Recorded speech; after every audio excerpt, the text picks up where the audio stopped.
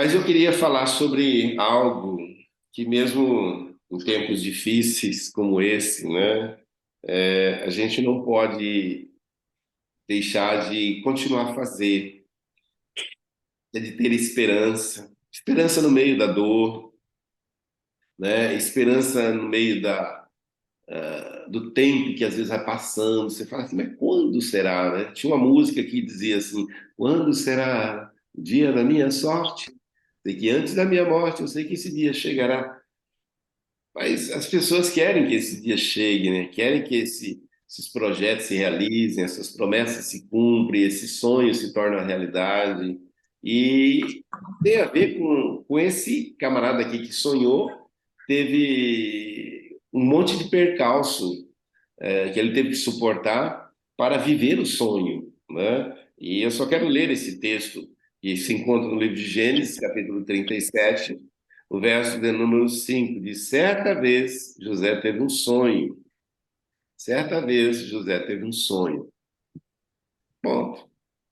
Aí começa a história, né? Ele conta para os seus irmãos e aí a coisa desanda, né? Mas eu queria destacar algo que eu acho muito interessante, que o nosso impossível de hoje é o milagre de amanhã. O nosso impossível de hoje é o milagre da manhã. O impossível da Juliana pode ser um milagre amanhã. O impossível seu, o impossível meu, pode ser um milagre de amanhã. Agora, a gente tem que perseverar, né? A gente tem que perseverar, porque se a gente perseverar, assim como aconteceu com José, Deus vai enviar pessoas para nos ajudar a viver esse milagre, a realizar esse sonho.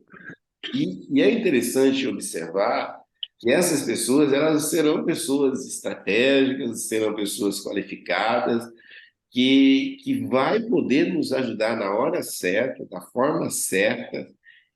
E o mais interessante, que a gente precisa ficar atento, são pessoas que nós ainda não conhecemos. Agora, dentro desse processo, a gente tem que se prometer, não, eu não vou desistir por falta de ajuda, mas eu vou continuar confiando em Deus, né? Porque é Deus que vai providenciar a ajuda que nós precisamos. E Deus sempre vai usar pessoas que nunca desistem, nunca desistem.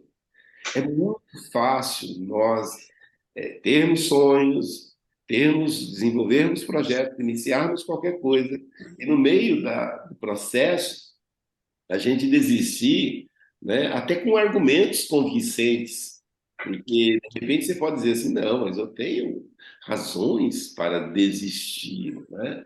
Só que Lucas capítulo 9, verso 62, há um texto muito interessante que diz assim, quem começa a arar a terra e olha para trás não serve para o reino de Deus. Quem inicia algo, sabe, e olha para trás, não serve para o reino de Deus. E aqui entra a velha máxima que eu já disse para vocês. Não desista nas trevas do que Deus te deu na luz. Deus deu um sonho para José, na onde? Na luz, na casa do pai dele, num ambiente bom, saudável, protegido. Só que ele começa a viver alguns perrengues terríveis. Você conhece a história? Os irmãos, por ciúmes, tentam matar ele, joga dentro de um buraco, dentro de um poço, e depois vende para ele para ser escravo. Lá na casa de Potifar, ele encontra a favor de Potifar, mas depois sofre a injustiça da esposa de Potifar, ele é acusado e é preso. Na cadeia ele é esquecido e os anos vão se passando, né? Quando a gente lê a história ali, tem um capítulo, tem 40, 50 versículos, você fala assim, puxa, né? É rápido, mas não é rápido, né? Entre o sonho e a realização de um sonho, entre o projeto e a realização de um projeto, há um processo, e a qual a gente não deve desistir, porque dentro desse processo a gente vai ter tudo para desistir, tudo para desistir. Mas aí não é Jesus agora quem fala. Vem o apóstolo Paulo e diz o seguinte, Gálatas 6, verso 9. Não nos cansemos de fazer o bem, porque se não desanimarmos, colheremos quando chegar o tempo. Se não desanimarmos, colheremos quando chegar o tempo. Ou seja, se você não desistir, se eu não desistir, nós vamos colher. Se José não desistisse, ele iria colher, por mais que fossem os perrengues que ele fosse enfrentar. E aí, no tempo certo, do jeito certo, Deus levanta a pessoa certa para fazer com que o sonho se realize. Você conhece a história? Faraó teve um sonho e aí ninguém interpretava o sonho. Aí o copeiro que havia recebido a interpretação do sonho na cadeia anos antes com José, lembra de José. José é trazido. Agora, olha que coisa interessante. Deus dá uma estratégia para José, na revelação que ele teve do sonho de Faraó. Uma estratégia. Olha só. E aí, o Faraó fala assim: pô, peraí, a pessoa mais indicada para fazer isso para a gente atravessar esse processo de 7 anos de fartura e 7 anos de necessidade é você, cara. Então, a partir de hoje, você é governador. O sonho começa a se realizar. Mas há um ledo engano que o sonho ele começa a realizar quando Deus nos dá. A promessa começa a se cumprir quando ela é liberada sobre as nossas vidas. Então eu tenho certeza que Deus já deu sonho para você, que Deus já liberou promessas sobre você, sobre a sua casa, sobre as suas mãos, sobre o seu trabalho, sobre a sua família. Deus já falou com você. Então, o projeto, o processo de Deus para realizar algo extraordinário já começou a ser implantado na sua vida. Agora, o que a gente precisa fazer é não desistir nas trevas, aquilo que Deus nos deu na luz.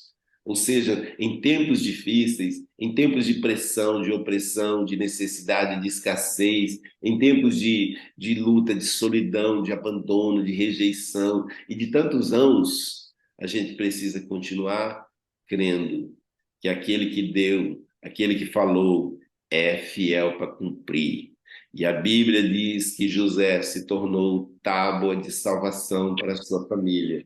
Eu tenho certeza, se Deus levantou a mim, se Deus levantou a você, dentro do contexto da sua família, não foi para que a gente nadasse, morresse na praia, não. Mas foi para que a gente, através daquilo que Deus nos deu, através daquilo que Deus vai estabelecer, já está estabelecendo nas nossas vidas, há de se tornar algo tão grande, tão poderoso, que vai abençoar a nossa casa e a nossa descendência e as nossas áreas de influência. Então, somente não desista. Não pare Amém. de sonhar. Não se canse de fazer o bem. Ah, mas está todo mundo fazendo errado. Não tem problema. Não tem problema. Você só precisa pedir força para Deus. Deus, me ajude a continuar. Porque há momentos que na vida pensamos em olhar atrás, é preciso pedir ajuda e a gente precisa continuar. Então, os céus estão torcendo para você e por mim também, dizendo assim: não para, bora, bora, bora, só vai, só vai, só vai. Que o ir é nosso, o realizar é daquele que nos deu a promessa, o sonho, o projeto, só vai. E eu quero orar por você. Eu não sei como é que está na sogra do Gil, vamos orar pela sogra do Gil também. E vamos orar por essas pessoas que estão aí atravessando esses vales, né? Essas noites escuras, né? Essas noites em que as trevas estão intensas, né? Para que Deus possa entrar com provisão. Então, feche seus olhos por um instante. Vamos agradecer a Deus por esse tempo tão especial e em que nós podemos desfrutar dessa presença dele dizendo para nós, não desista, eu estou contigo. Pai, muito obrigado, Senhor, pela tua presença, pela tua palavra nesta manhã. Ó Deus, eu não sei como estão os corações dos teus filhos nesta live, nesse tempo, mas como José, todos nós recebemos do Senhor sonhos, promessas, projetos, chamados, responsabilidades, missões e comissões.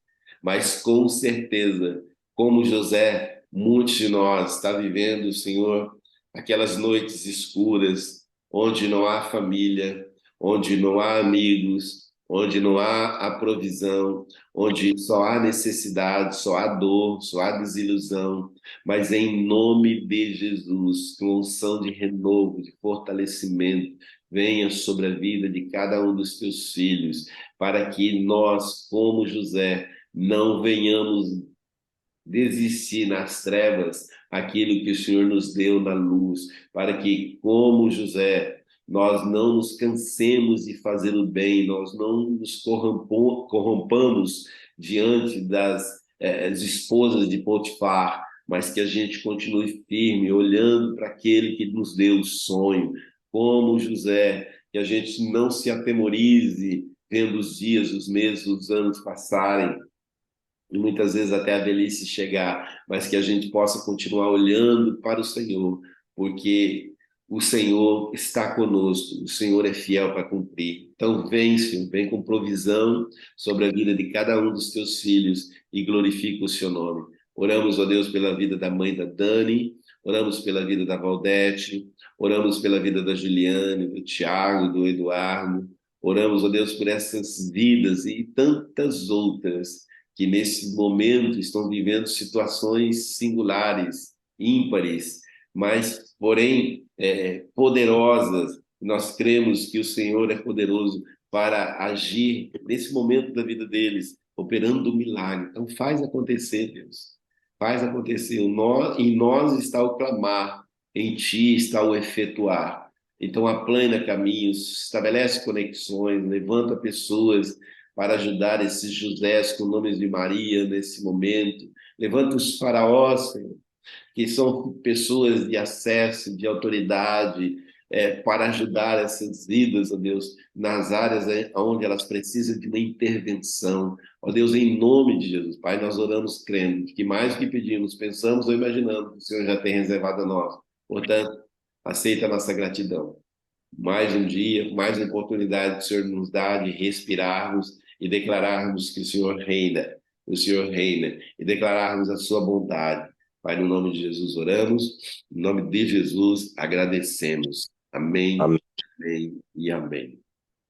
Há, uma, há um coach aqui, nossa, o nariz agora começou a coçar. Há um coach aqui, não deu tempo de escrevê-lo, mas ele diz assim, por algum tempo, por algum tempo, as ondas da desobediência de ontem, algum tempo, as ondas das desobediências de ontem baterão nas praias do amanhã. Ou seja, por algum tempo, aquilo que nós semeamos ontem, né, em forma de desobediência, vai bater nas praias do nosso amanhã, né? Mas vão bater e em algum momento essas ondas, né, elas vão cessar e outras ondas que a gente está produzindo, né, agora ondas de obediência que a gente tem produzido, principalmente nesse tempo de buscar a Deus, elas de ontem, né, e dos últimos 44 dias, elas vão bater também nas nossas praias o amanhã. Então, prepara-te, ó Israel, para experimentar uma grande colheita em nome